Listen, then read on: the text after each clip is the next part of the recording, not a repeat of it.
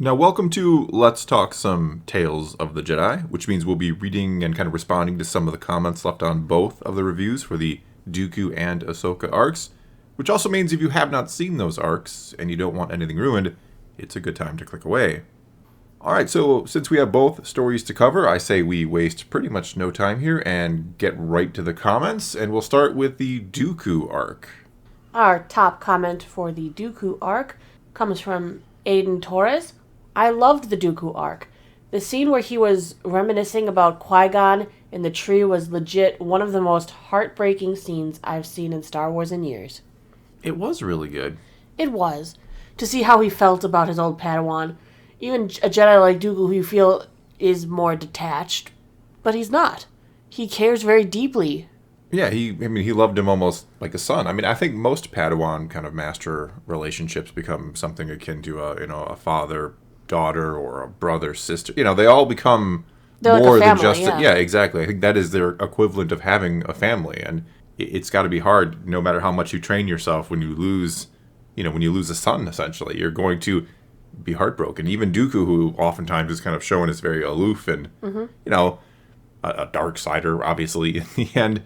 Even he is, just torn up by this. I've always assumed that was kind of the last straw for Dooku, especially when we just had the prequels, when we just had the movies to go by. I'm assuming when he died is when Dooku left, even though we don't see Dooku in Episode 1. It would have been phenomenal to see him in there, but it is what it is. He wasn't in the Order anymore, but he wasn't hanging out. Well, I'm saying before we even kind of knew this story, I thought it would be kind of interesting if you see Dooku in Episode 1 or kind of hear about him, and then here in Episode 2 he's gone, because then we could kind of draw the line between the death of Qui-Gon, who was very, will of the Force and all of these things, kind of the epitome of a Jedi, as I've said a million times before. And you can kind of see then why Dooku would leave the Order, that he had trained him to be, or more for the, the Force itself than the Order, and his last kind of attachment, or I shouldn't use that word with him, but the last sort of attachment to the Order was Qui-Gon, and when he died, he left. No, instead we have a story where this was the final straw before Dooku fell to the dark side completely. Yes. Because he's not crying for help anymore. As they pointed out, he used to warn them of a Sith Lord over and over again. Warn them of the dark side coming. Yeah, and they didn't listen. And now he lost. Yeah. He lost Qui-Gon, and that seems to be the straw that finally broke him to say, I guess there's no going back now. Yeah, which is why I think later on when he does, he kills Yaddle, obviously. I think that's part of the reason why it's just, it's over now. I'm too far gone kind of deal. All right, next comment comes from some guy. The Dooku arc was exquisite. There were some parallels with Anakin which are interesting. They were always there, but now I really see it. I loved it so much I wanted more, even though what we got is excellent. Dooku is right with regards to the issues he sees, but his eventual methods and fall to the dark side aren't the right way. Him trying to fix things from the outside are great, but joining the Sith, no. Yeah, there are a ton of parallels. They both wanted to do, in their own mind, they were both doing the right thing. They were both trying to bring, peace and justice to the Republic, essentially. They cared more about the people than they did about systems and about the Jedi, order, their code and their rules and their regulations, if you will. They just wanted to do what was right. And same with Qui-Gon. You follow the will of the Force, you let that guide you, and if the Council gives orders, they're flexible if they, if they don't coincide with what the Force itself wants. I do wonder how much of this was Palpatine working from the inside of the Senate. On Dooku himself? No, just on the whole Jedi Order. Wrapping the Jedi Order so tightly and turning them into what looks like lapdogs of the Republic. You don't think maybe some of that was planning of Darth Sidious? I definitely think in the Clone Wars that is the plan, right? The plan is, I think the whole plan of the Clone Wars is essentially to intertwine them so tightly that they do become the lapdogs. It becomes so obvious, like they're just the enforcement arm of the Republic, or the Senate. I think that was kind of the point, and of course Order 66 in the end to eliminate them. But by that point, after they have become, this again military arm of the Republic, nobody is sad to see them go. Or I shouldn't say nobody, but a lot of people were like, yeah, they kind of got us into this war. Where the blame lies kind of gets confused. So I agree. That's what Palpatine's real plan is, I think, essentially. The next comment comes from Istari. Well done and better than the Ahsoka episodes, but I wanted something with more depth, which is the problem with these really short episodes. I hope we get more material focused on Dooku, I also thought it was ridiculously easy to delete all the information about Kamino from the records without anyone ever noticing or there being any record of it. Yeah, they feel short, but I think they conveyed what they wanted to. Now, can you do it better? Sure. They were short, absolutely. They were longer than I expected, ironically enough. But no, I agree. It feels like this could have been like a Clone Wars, 4-part story arc, and it would have been freaking amazing, right? Right. I think some of the extra material that they could have included would have been fantastic. Yeah, and him just kind of... It's confusing because if the other parts of the canon still hold true, he wouldn't be in the Jedi Order at this time, on the day of, the return of the Sith, whatever you want to call it. He wouldn't be in the Order, so him kind of walking into the archives and just deleting it. Now, he uses Sifo Dyas' code. I think that's intentionally included because, well, we know what Episode 2, it's all going to point back to Sifo Dyas. But I think that's because his own code wouldn't necessarily get him in there still. Right, because we know he left the Order prior, so his own code may not work. Though the fact that Sifo Dyas' code works means somehow he's still considered a part of the Jedi Order. We don't exactly... Yeah, we don't exactly have all the details there, so it's confusing. But it is ridiculously easy. They just trust the Jedi to be so good and moral that they wouldn't go in there and delete a planet. Well, they do. I mean, it's like living in the neighborhood where you don't lock your doors at night. That's the Jedi Temple. Like, you're not assuming anybody in the temple is going to, do something, wrong, right? Absolutely. They're all upstanding citizens and couldn't believe that another person would go and delete information. Yeah, exactly. Jam and Melisson. The Dooku episodes were fantastic. It showed Dooku's character grow from an idealistic Jedi to an idealistic Sith. I never saw Dooku as an all-out evil character. He felt this was needed to bring order and peace back to the galaxy. It just goes to show how Palpatine manipulated everyone and everything around him. He saw the idealism in Dooku and twisted that to his purpose in order to bring the Sith back to the galaxy. The 4th episode was excellent. It tied everything together. Bryce Dallas Howard did an excellent job voicing Yaddle. The duel between Dooku and Yaddle was full of emotion and had me gripping the edge of my seat. Also, Liam Neeson as Qui-Gon will never get old. No, it won't never get old. But no, I agree. I've always thought, I mean, even in Episode 2, one of my favorite moments is, when Dooku seems like, when Obi-Wan won't join him, he seems disappointed. He seems like kind of heartbroken in a way, right? Right. Either he's acting or he genuinely cares about Obi-Wan or Qui-Gon still. Maybe he feels some of his apprentice's ideals will be instilled in his apprentice's apprentice. And I think so, yeah. Yeah. I think he thought he would be more like Qui-Gon because he had to know Qui-Gon again was more, rebellious against the Council and all these things. So, but no, I've never seen Dooku as that flat out evil. He's not Sidious, right? Sidious is evil because he's evil. For better or worse, that's kind of the character. I thought it was interesting. Liam Neeson's son voiced Qui-Gon in Episode 1, and then Liam Neeson obviously went on and voiced him later when it was adult Qui-Gon. But it was really cool. And yes, the Dooku versus Yaddle battle, I loved how it wasn't just, we're going to fight with lightsabers and it's violence and haha and battle. No, there was so much depth and emotion. You could see him struggling with himself a bit. You could see her really trying to reach out to him. It was like a battle to save his soul, not just a battle, with lightsabers. Yeah, but that's what I love about Star Wars. When it's done well, it's not just flashy light sticks, clashing against each other. It has meaning behind it.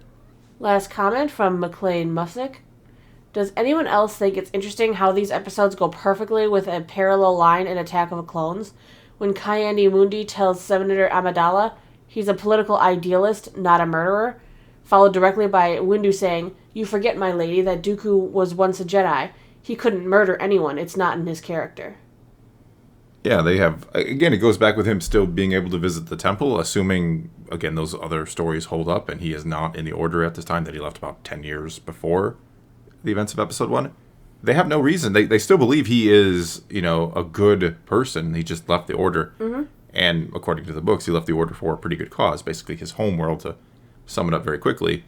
So no, I mean, I agreed. I was thinking of those lines in Episode 2 while watching it too, because they have no reason, especially since, of course, Yaddle pursues him and dies, and I'm assuming they're going to just kind of dispose of the body, and Yaddle will have, in the Council's mind, in the Jedi Order's mind, just disappeared. Yeah, They have no reason not to think anything is wrong with him. She went back to the mysterious Yoda homeworld. Maybe. She went somewhere. I call the planet Yoladdle 1. That's a good name for it. All right, with that, we'll move on to Ahsoka comments. The top comment comes from Mac Welch. The Dooku trilogy was more interesting, but the Ahsoka trilogy was tragic and emotional. I think they were both tragic and emotional. I mean, I agree. Maybe there was more because maybe we just feel more connected to it. Yeah, I was just going to say that there's more with Ahsoka to already feel that attachment to. Like, I don't know that many people are, like, attached to the character of Dooku in any kind of truly emotional way. I mean, some people are. If you've read the books, if you know his story, I mean, it kind of reiterated his story in a very, concise way, in a very beautiful way, I thought. So they were both extremely well done, I thought, in terms of the emotional impact and in such a short amount of time. Okay. Well, the next comment then comes from Jabrugalo. Filoni must have learned stepping on book material from George. Personally, I don't really mind in this case. I honestly barely remember the novel. Maybe I would mind more if I did. But I like how she was portrayed here. Filoni is basically the owner of the character now, so if someone else ends up writing her, I wouldn't doubt if he tweaked it later.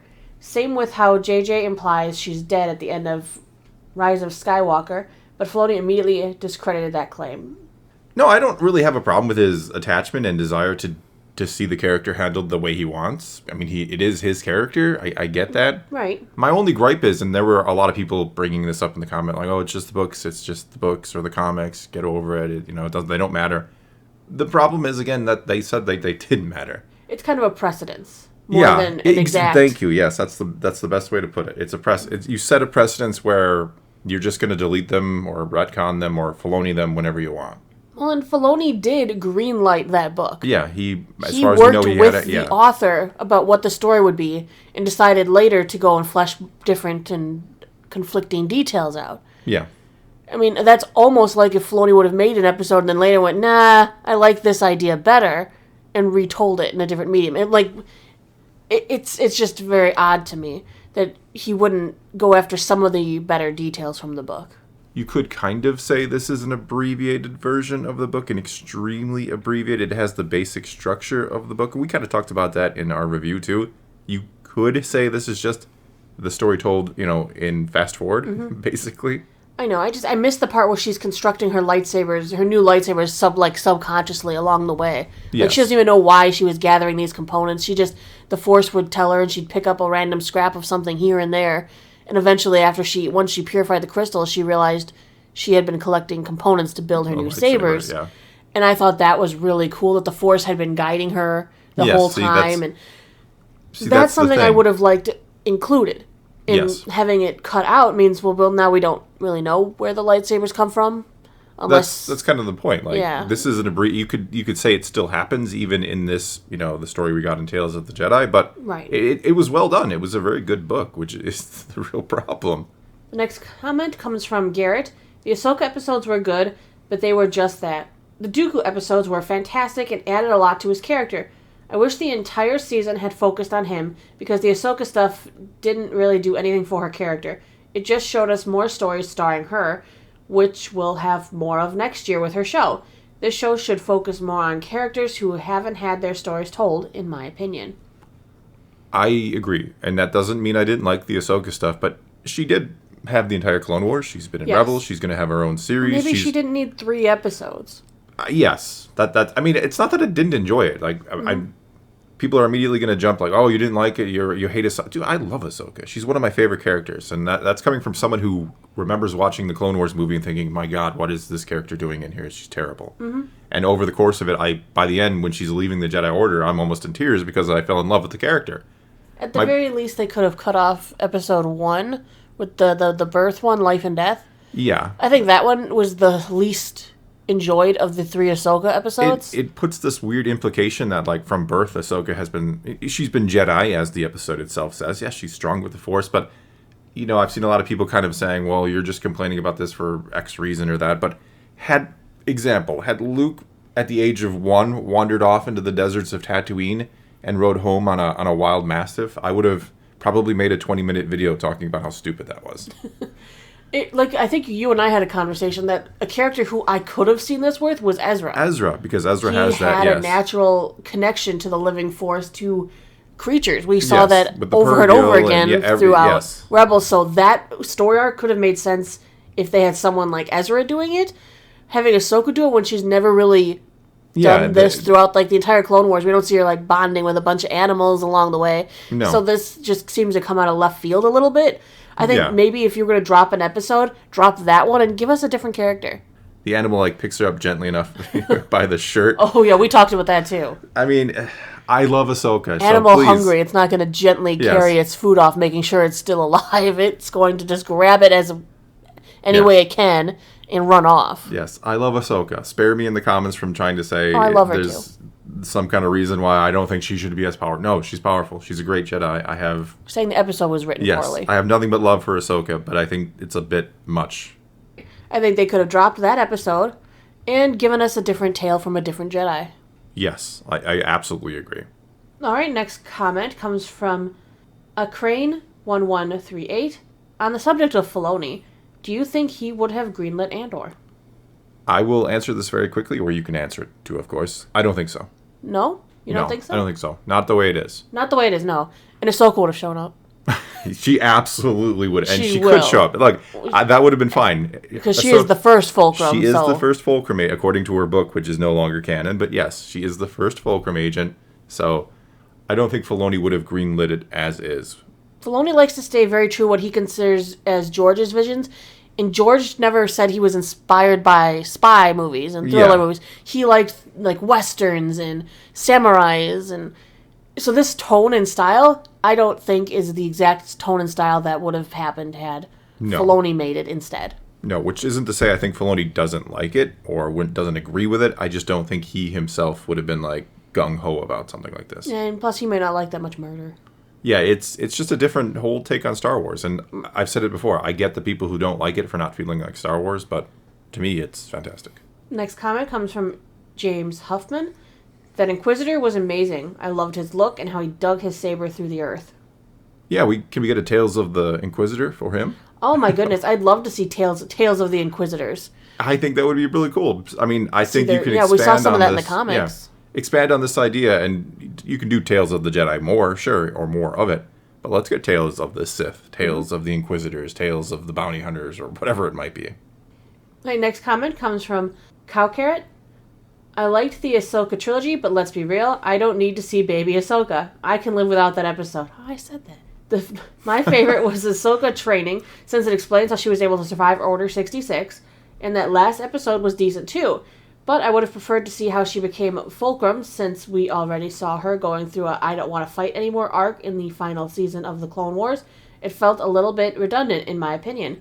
I love Ahsoka, but Dooku's episodes were so good and interesting that I would take 3 more episodes of him in a heartbeat. Yeah, I like Ahsoka. I thought the episodes were fine for the most part. But we do know a lot about her. Yeah. I thought the middle episode was the best with the whole training montage. Yeah, though it made Anakin look a little harsher than I expected him to look. No, I think that looks accurate for Anakin. I do. We discussed why that's the case. Yeah. No, I think that just shows Anakin that he would do anything for the people he cares about. Right. Even push them to the point where, exhaustion and beyond, essentially. When he did it when she was young, I think it was at first maybe him just kind of showing off, being a little arrogant. I mean, he showed up late. He didn't give her any positive praise for the job she did. And he's like, well, let's give her a real test. Yeah. Like, he wants to almost, in a way, show that, yeah, he's still really good, or he's still better. Like, that anyone could pass that test. Look at this test. Like, implying almost that he trains this way, which maybe he did at one time. Who knows? We never seen anything like that. But as it went on, you could tell that he really was doing it for her benefit. Like, he could tell that he wanted and desperately to protect her as well. Yes. Last comments coming from Revlaw, Band Rocked YouTube. Bail Organa's advice on how to not look suspicious. Personally travel with my flagship to a planet where a Jedi was reported to the Empire and Inquisitor got lost. Nailed it. After this and Kenobi, like, I guess the Empire just thinks of him as so kind of obvious that he couldn't be that obvious, right? I laughed out loud when I saw him hand him a communicator. I'm like, oh no. Don't give him a communicator. He leaves really specific, incriminating messages on those. Yeah, that's the last thing you want to do is give Bail a communicator. He will out everything about you on a message. And we're joking, yes, but it is a bit strange that he continually, for someone who like hid himself and kind of as a founding member of the rebellion. Yeah. Yeah. After Kenobi, it made it jokey. It's- I can imagine she's working on the farm. The communicator, he decides he's going to call her. It automatically goes to speakerphone. Ahsoka Tano, former Jedi. I have a question for you about the rebellion.